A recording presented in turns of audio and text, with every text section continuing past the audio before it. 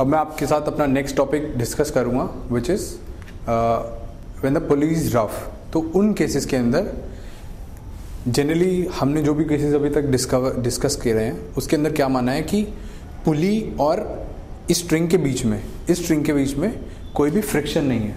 But real cases में ऐसा नहीं होता। पुली के अंदर कुछ रफनेस होती है और जब आप पुली के ऊपर एक स्ट्रिंग को डालते हैं तो उनके बीच में एक फ्रिक्शन आ जाती है। तो उन केसेस के अंदर हम कैसे करेंगे? उन केसेस के अंदर क्या होता है, हमने अभी तक क्या माना था कि जब एक स्ट्रिंग होती है, अगर वो स्ट्रिंग एक ही है और पुली के ऊपर से जा रही है तो उस केस के अंदर दोनों टेंशन इन दोनों साइड में स्ट्रिंग मतलब पुली की दोनों साइड में जो स्ट्रिंग है उनकी टेंशन सेम होगी। बट इस केस के अंदर जब रफ होती है पुली तो T1 और T2 इक्वल नहीं होते। अब मैं आपको ये एक एग्जांपल के थ्रू समझाता हूँ ये कंसेप्ट। इस एग्जांपल में क्या है कि a fixed pulley carries a massless thread with a mass m1 and m2 at the ends, ठीक है। There is friction between the thread and the pulley and it is such that the thread starts slipping over the pulley। मतलब ये हमको limiting condition दी है कि हमको बस इस लिमिटिंग कंडीशन पे कैलकुलेट करना है कि जब ये स्लिप करना स्टार्ट कर देती है। अब स्लिप कब करेगी? स्लिप का मतलब क्या है, जैसे पुली होती है वो अगर हम इसको नीचे खींचेंगे तो पुली साथ में घूमेगी। ये इस केस में क्या होता है कि कोई स्लिपिंग नहीं है। बट क्या होगा, कभी कभार हम इतनी ज़्यादा फोर्स से खींचते हैं कि पुली तो घूम रही है लेकिन इतना नहीं घूम पा रही जितना ये नीचे जा रही है, ठीक है। तो उस केस के अंदर क्या होगा कि स्लिपिंग स्टार्ट होगी हमारी रोप इसके ऊपर स्लिप करनी स्टार्ट कर देगी। अब हमको क्वेश्चन में ये गिवन है कि m2/m1 is equals to n0, ठीक है। तो अब हम मानते हैं कि अब हमको कैलकुलेट क्या करना है, म्यू कैलकुलेट करना है, find the coefficient of friction between thread and the पुली, ठीक है। इसके बीच में म्यू निकालना है और A1 और A2 की वैल्यूज निकालनी है। तो अब हम क्या करते हैं, इसको जो पुली है इसका एक पार्ट लेते हैं। लेट अस से कि एक थीटा एंगल पे ले लिया, d थीटा लेंथ का एक पार्ट ले लिया। तो AB अगर उसके पॉइंट है तो उसकी लेंथ कितनी हो गई, r d थीटा। ये तो मैंने आपको पहले भी बताया था। तो अब इस केसेस के अंदर क्या होगा, इस स्ट्रिंग की हमने FBD बनाया तो इस FBD में क्या है, dn ऊपर की तरफ जो कि नॉर्मल रिएक्शन फोर्स है पुली की वजह से, ठीक है। अब ये मासलेस स्ट्रिंग है तो इसके अंदर इसका कोई मास नहीं ले रहे हैं इसलिए mg वगैरह कुछ नहीं लग रहा, बट टेंशन लगेगी क्योंकि अब हमने माना है कि m1 छोटा है, m1 छोटा था तो टेंशन जो होगी वो इधर कम होगी। मतलब अगर ये वाला ज़्यादा भारी मास है तो इसकी नीचे टेंडेंसी होगी पुल करने की, तो इसका मतलब जो जितनी टेंशन इस साइड होगी वो इस वाली स्ट्रिंग से ज़्यादा होगी। तो हमने माना कि T1 कम है और T2 ज़्यादा है। तो उस केस में क्या होगा कि जो यहाँ पे जो टेंशन है इतने पार्ट के ऊपर ये जो सेमी सर्कल वाला पार्ट है, इतने पार्ट के ऊपर टेंशन धीरे धीरे इंक्रीज कर रही होगी और यहाँ पर आकर T2 तक हो जाएगी। T1 से इंक्रीज कर करके वो T2 तक हो जाएगी। तो माना कोई एक भी पार्ट ले लिया हमने किसी भी एंगल थीटा पे, तो उसके अंदर इस साइड जो है वो T टेंशन है और दूसरी side T plus d theta यानी कुछ d थीटा से इधर वाली टेंशन बढ़ गई, ठीक है। और यहाँ पे फोर्सेस क्या क्या लग रही हैं, एक तो dn यानी जो नॉर्मल रिएक्शन है और एक dfs यानी फ्रिक्शन फोर्स, ठीक है। क्योंकि इसकी टेंडेंसी स्लिपिंग की इस साइड की, तो फ्रिक्शन किस साइड लगेगी, इस तरफ। पुली को वो इस तरफ स्ट्रिंग को वो इस तरफ खींचने की कोशिश करेगी, ठीक है। तो अब हम इनका इक्वेशंस ऑफ मोशन बनाते हैं या फोर्सेस बैलेंस करते हैं। तो एक तो इस डायरेक्शन के अंदर बैलेंस करते हैं एफएस वाली डायरेक्शन के अंदर। तो उसके अंदर क्या आएगा, इस टी का कंपोनेंट इस तरफ, ये इधर थीटा कितना होगा, ये वाला एंगल कितना है, ये एंगल आता है d θ/2। ये अगर आप देखें यहाँ पर ऐसे ऐसे अगर आप लगाएंगे, ये कितना हो गया, इसका हाफ एंगल, क्योंकि ये इसका मिड पॉइंट है, मिड पॉइंट का हाफ एंगल, ये यहाँ पे 90 डिग्री है और ये वाला पार्ट यहाँ से 90 डिग्री है। तो उसके अंदर क्या आया कि जितना एंगल, क्योंकि ये वाला और ये वाला 90 डिग्री है यानी दोनों एंगल 90 डिग्री पे है, तो इन दोनों आर्म्स के बीच में कितनी लेंथ आएगी, जितनी इन दोनों के बीच में है वो कितनी हुई, d θ/2, ठीक है। तो इसका इधर कंपोनेंट आएगा t cos d θ/2 और इधर का इसके इस डायरेक्शन के अंदर कितना कंपोनेंट आएगा, t plus dt cos d theta by two. ठीक है, अब वही करा, इसको रीअरेंज कर लिया, t cos d theta by two से ये वाला पोर्शन कट गया, तो क्या बचा, म्यू डी एफ एस की वैल्यू कितनी है, मैक्सिमम वैल्यू, क्योंकि स्लिपिंग कंडीशन है, तो म्यू इंटू डी एन, तो it implies mu d n is equals to d t cos d theta by two. अब क्योंकि थीटा बहुत स्मॉल होता है, तो उस केस के अंदर क्या होगा, जैसे आपने कॉस का कर्व पढ़ा होगा, वैसे तो कॉस का कर्व अगर आपने मैथ्स में पढ़ा हो तो उस केस में क्या होता है, कैसा होता है, कुछ ऐसा कर्व होता है, ये क्या होता है, 0 डिग्री एंगल। ठीक है, और यहाँ पे वैल्यू कितनी है, 1, तो इसका मतलब अगर ये थोड़ा सा भी से भी ज़्यादा तो नियरली इक्वल टू 1 होता है। तो उन केसेस के अंदर क्या लेते हैं, d theta by two cos d theta by two equal to 1। तो हमारा क्या आया, नेट इक्वेशन यहाँ से क्या बची, mu d n is equals to d t, ये हमने लगा दी फर्स्ट इक्वेशन। अब हम लगाते हैं इस डायरेक्शन के अंदर हमारी क्या इक्वेशन बनेगी, तो डी एन किसको बैलेंस करेगा, इसका साइन कंपोनेंट इस डायरेक्शन में और इसका भी साइन कंपोनेंट इस डायरेक्शन के अंदर, तो कितना आया, d n is equals to t sine d theta by two, इसका वाला, और plus t plus d t sine d theta by two, this tension, इस टेंशन का नीचे की तरफ। तो टोटल कितना हुआ, 2t sine d theta by two plus d t sine d theta by two. अब यहाँ पे क्या हुआ, sine d theta by two की वैल्यू कितनी होती है, nearly equal to D theta by two ही होगी, ये मैंने आपको पहले भी बताया था, ये आप याद भी कर लें, ये आपके बहुत एग्जाम्पल्स में काम आएगा, बहुत आप क्वेश्चंस करेंगे तो उसमें ये चीज़ काम आएगी कि sine d theta by two अगर है तो वो उसकी वैल्यू कितनी हो जाएगी, nearly equal to D theta by two.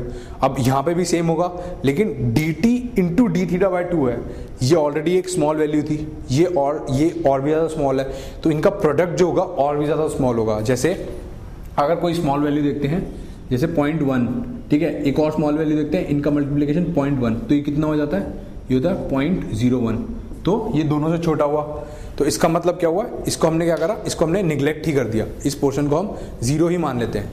तो क्या बचा, dn, ये डी थीटा बाय टू यहाँ पर हो गया, तो साइन हटा, साइन हटने से क्या आया, 2t into d theta by two, तो 2 से 2 कट गया, क्या बचा, t डी थीटा, तो dn is equal to t d theta, ये हमारी बन गई सेकेंड इक्वेशन। अब इन दोनों इक्वेशंस का यूज करके हम क्या करते हैं, यहाँ पे करते हैं mu t d theta is equals to d t. ये कैसे आया, हमने यहाँ पे डी एन की वैल्यू सब्स्टिट्यूट कर दी इस इक्वेशन के अंदर, तो क्या आया, म्यू टी, यहाँ पे डी एन की वैल्यू टी डी थीटा जो थी यहाँ पे डाली, क्या बचा, mu t d theta is equals to d T.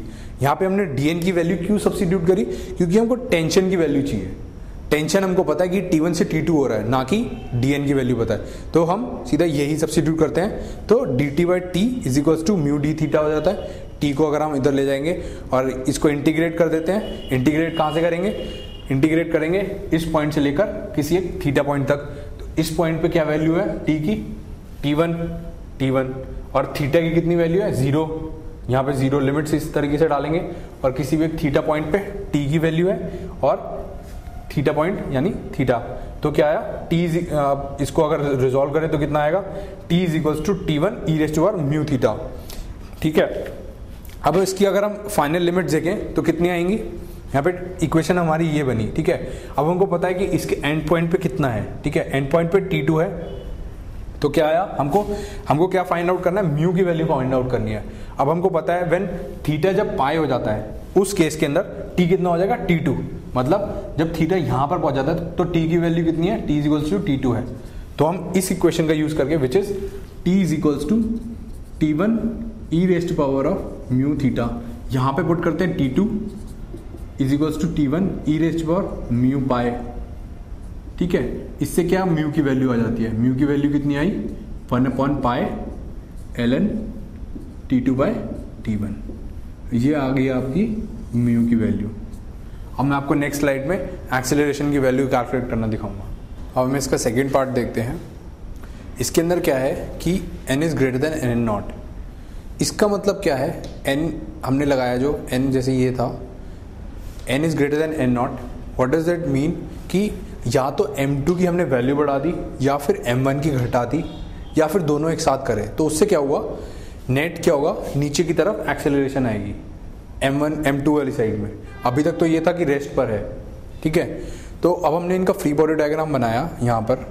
तो अभी जो इनिशियल केस था, क्योंकि रेस्ट पर था तो t t is equals to m2g है, और T1 is equals to m1g है, ठीक है। और म्यू की वैल्यू हमारी ये आई थी जो आपने वहाँ से निकाली थी, तो उससे क्या आएगा T2/T1 की वैल्यू कितनी आ जाएगी m2/m1, तो उससे 1/पाई ln n0। ये तो आपका फर्स्ट पार्ट का आंसर है।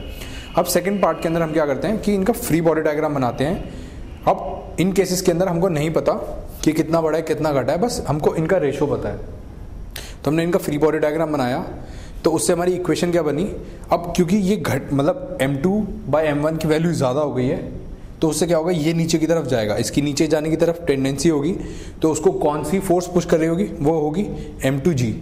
तो हमारी इक्वेशन क्या बनेगी, m2g minus T2 is equals to m2 into a, एक एक्सेलरेशन से जिससे नीचे जा रही होगी उसको हमने मान लिया कि a है, तो हमारी नेट एक्सेलरेशन ये इक्वेशन बनेगी T2 इज इक्वल्स टू, इसको इधर ट्रांसफर करके m2 इंटू जी माइनस ए, ये हमारी थर्ड इक्वेशन होगी।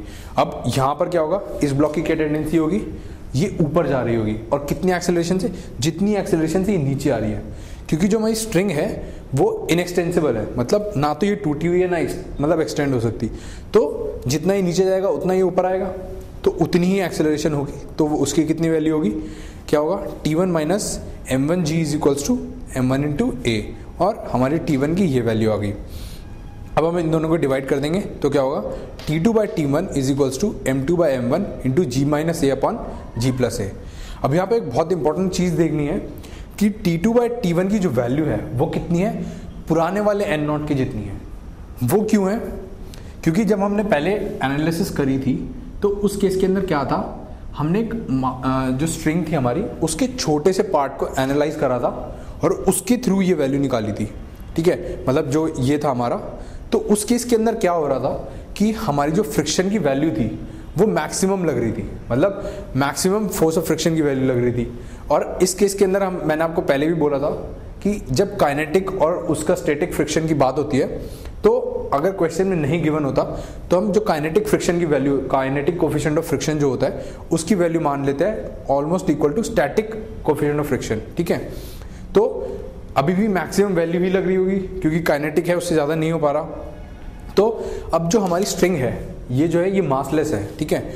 तो अगर कोई एक्सेलरेशन होता भी है तो जो आपको जो मैंने बताया F is equal to ma होता है, ठीक है, चाहे कोई एक्सेलरेशन भी है, बट इसका जो मास है ये 0 है, तो इसका मतलब F जो होनी चाहिए, नेट फोर्स स्ट्रिंग पे लगनी चाहिए, वो 0 होनी चाहिए। तो इसके अंदर कोई भी चेंज नहीं आएगा, मतलब एक्सेलरेशन कुछ भी हो, फोर्सेस हमेशा सेम ही रहेंगी, क्योंकि हमारी जो फोर्स ऑफ फ्रिक्शन है उसकी वैल्यू चेंज नहीं हुई, उसकी वैल्यू सेम है। तो T2/T1 की वैल्यू भी सेम ही रहेगी, क्योंकि T2/T1 इज इक्वल्स टू, हमने जो n0 निकाला है, ये जो T2/T1 is equals to n0 निकाला था, ये कब निकाला था, जब हमारी फोर्स ऑफ फ्रिक्शन मैक्सिमम लग रही थी, और अभी भी उतनी ही फोर्स ऑफ फ्रिक्शन लग रही है। यहाँ पे अगर हम कोई और वैल्यू तब आती अगर हमारी फोर्स ऑफ फ्रिक्शन जो है, जो फ्रिक्शन लग रही है इन दोनों के बीच में, अगर उसकी वैल्यू कुछ चेंज हो जाती तो यहाँ पर कोई और वैल्यू आती, बट यहाँ पे फ्रिक्शन की वैल्यू सेम है पिछले वाले केस से, इसलिए हमने T2/T1 की वैल्यू n0 ही निकाली है। और m2/m1 तो आपको पता है, नई वाली जो आपको वैल्यू गिवन है n, ठीक है। और यहाँ से आपकी इक्वेशन आई, इसके अंदर से आपको n0 पता है, n पता है, g पता है, आप रीअरेंज करके a की वैल्यू निकाल सकते हैं। अब हम एक और एग्जाम्पल देखते हैं। इस एग्जाम्पल के अंदर क्या है कि एक डिस्क यहाँ पे रखी हुई है और ये इंक्लाइन प्लेन है, having an inclination of angle alpha with the horizontal, ठीक है। और इसको हमने एक v0 velocity they the in the horizontal direction, initial velocity, ठीक है। तो अब हमको क्या फाइंड करना है, हमको इसकी स्पीड फाइंड करनी है, स्पीड ऑफ द डिस्क, ये जो डिस्क है, as a function of phi. अब फाई क्या है actually, phi is the angle made by the velocity, जो किसी भी टाइम पे सपोज करो इसकी वेलोसिटी होगी, and the greatest slope line. Greatest slope line का क्या मतलब है, अगर आप अपनी बुक्स खोल के देखेंगे तो उसके अंदर लिखा होगा ग्रेटेस्ट स्लोप लाइन। तो ग्रेटेस्ट स्लोप लाइन एक्चुअली क्या है कि ये जो जैसे डिस्क है, अगर ये कहीं पे पड़ी है तो ये कैसा पाथ फॉलो करेगी, मतलब इसके अंदर हॉरिजॉन्टल वेलोसिटी तो आपने दे दी, एक कुछ इसकी नीचे की तरफ भी वेलोसिटी आने लगेगी, तो इसका कैसा पाथ हो जाएगा, ऐसा हो जाएगा। अगर क्योंकि नीचे क्यों आएगी, क्योंकि इसके मास की वजह से नीचे की तरफ कुछ फोर्स लग रहा होगा। अब ग्रेटेस्ट स्लोप लाइन कौन सी होगी, स्लोप क्या है इसकी, अल्फा वाली, ठीक है। तो अब ग्रेटेस्ट स्लोप लाइन का मतलब क्या है, इसी प्लेन के अलॉन्ग क्या स्लोप होगी, ठीक है।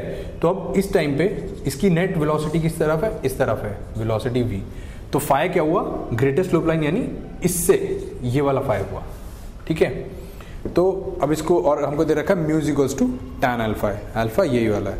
अब हम इसका फ्री बॉडी डायग्राम बनाते हैं या किसी मोमेंट पे इसका डायग्राम बनाते हैं। तो उस केस में क्या है, v वेलोसिटी इस तरफ, एक एफ के यानी जो फोर्स लग रहा होगा, फोर्स ऑफ फ्रिक्शन, वो क्या होगा, इसके ऑपोजिट डायरेक्शन के अंदर होगा, कितना होगा एफ के, और नीचे की तरफ वी एक्स, ठीक है।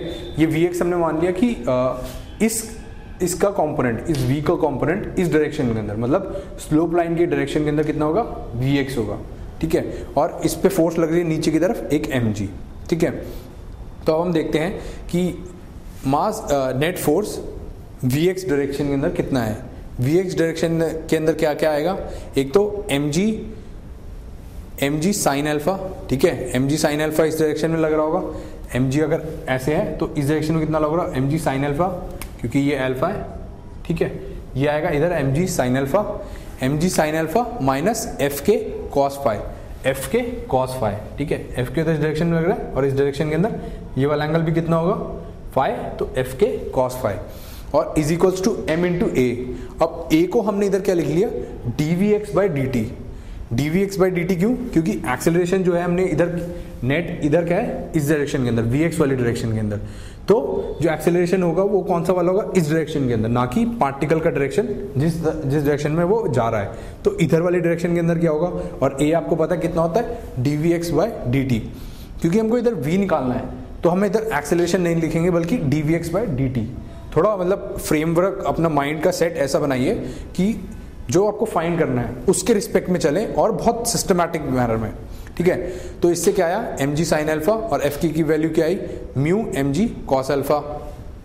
ये म्यू mg कॉस अल्फा क्यों आई, क्योंकि वही डिस्क पड़ी हुई है, n इधर लग रही होगी और इधर कितनी लग रही होगी, mg कॉस अल्फा, ठीक है ना।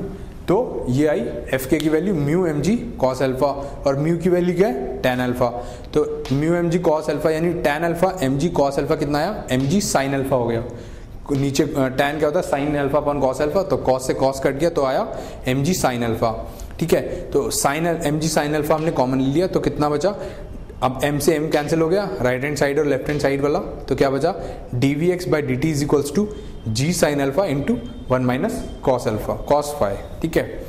अब एक और अगर हम इस डायरेक्शन के अंदर और बनाएं, v जो वेलोसिटी है इस डायरेक्शन के अंदर अगर हम और बनाएं तो क्या आएगी, m dv by d t, वही m into a, is equals to इस डायरेक्शन के अंदर क्या फोर्स है, mg साइन अल्फा, जो कि vx डायरेक्शन के अंदर थी, और इसका कंपोनेंट इस डायरेक्शन के अंदर, मतलब एक तो इसको आपने इधर से इधर करा और इधर से इधर कर दो, मतलब जैसे प्लेन है, प्लेन के अंदर ऐसे है, फोर्स mg नीचे लग रहा है तो इसका कंपोनेंट इस डायरेक्शन के अंदर। अब ये डायरेक्शन कितनी है, इस तरफ, इसका इधर का कंपोनेंट कितना आया, mg cos अल्फा, ठीक है। तो यह mg sign alpha into cos alpha minus F के तो इसी डायरेक्शन के अंदर लग रहा है, बैकवर्ड डायरेक्शन के अंदर। तो एफ के की वैल्यू क्या है, म्यू mg cos अल्फा, वही म्यू mg cos अल्फा। तो ये हमने यहाँ से कॉमन ले लिया, वही mu mg cos alpha, mu mg cos alpha, वही म्यू की वैल्यू आपने डाली टैन अल्फा, तो g साइन अल्फा कॉमन आ गया, m से m कैंसिल हो गया, यहाँ पे बचा cos फाई माइनस 1। तो अब इधर आपने देखा कि यहाँ पर आया g sine alpha cos phi minus 1, यहाँ पे आया g sine alpha 1 minus cos अल्फा। तो क्या नेट निकला इन दोनों इक्वेशंस को देखकर, तो dvx by d t is equals to minus of, मतलब यहाँ पे सिर्फ एक नेगेटिव का डिफरेंस है, तो dvx by d t is equals to minus of dv by d t, और dt दोनों टर्म से कैंसिल हो जाएगा, तो क्या बचेगा, dvx is equals to minus of dv। अब क्योंकि इंटीग्रल साइन यहाँ पे लगा सकते हैं, क्योंकि यहाँ पे dv है, तो इंटीग्रेट करा इसको इनिशियल से किसी एक पॉइंट तक, ठीक है। इनिशियल वेलोसिटी dvx कितनी थी, dvx यानी नीचे की डायरेक्शन के अंदर वेलोसिटी कितनी थी, दैट वाज 0, क्योंकि इधर सिर्फ हॉरिजॉन्टल वेलोसिटी थी, और dv कितनी थी, दैट वाज v। अब फाइनली v कितनी होगी, dv कितनी होगी v, और dvx कितनी होगी, v cos फाई, ठीक है। तो यहाँ पर हमने वैल्यूज पुट करी, तो क्या आया, v cos phi is equals to v naught minus v, इनको रीअरेंज करा, उससे आ गई आपकी v की value which is equals to v naught upon 1 plus cos phi.